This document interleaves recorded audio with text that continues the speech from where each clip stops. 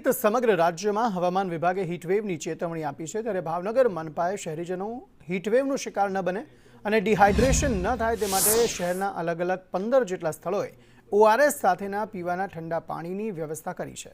શહેરમાં નીલમબાગ સર્કલ તેમજ RTO, Sardarnagar, Ghogha circle, મહિલા કોલેજ સહિત કુલ 15 જગ્યાઓ પર ઓઆરએસ સાથે પીવાના ઠંડા પાણીની વ્યવસ્થા કરવામાં આવી છે।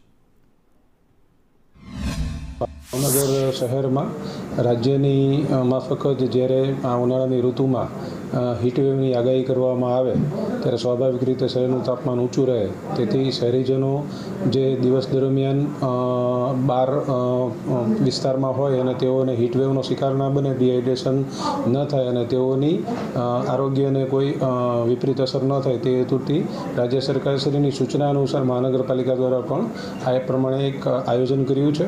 ગત વર્ષે પણ આવી રીતે મહાનગરપાલિકા દ્વારા શહેરના વિવિધ જાહેર સ્થળો ઉપર આવી રીતે ઠંડા પાણીની અને તેની સાથે ઓઆરએસ મિશ્રિત પાણીની વ્યવસ્થા કરવામાં આવી હતી। તે મુજબ જ આ વર્ષે પણ આજરોજથી શરૂ કરી અને શહેરના વિવિધ જે જાહેર સ્થળો છે, વિવિધ સર્કલો છે, ત્યાં આવું ઠંડુ પાણી તથા ઓઆરએસ મિશ્રિત ઠંડુ પાણી એ બંનેની સુવિધા રાખેલી છે।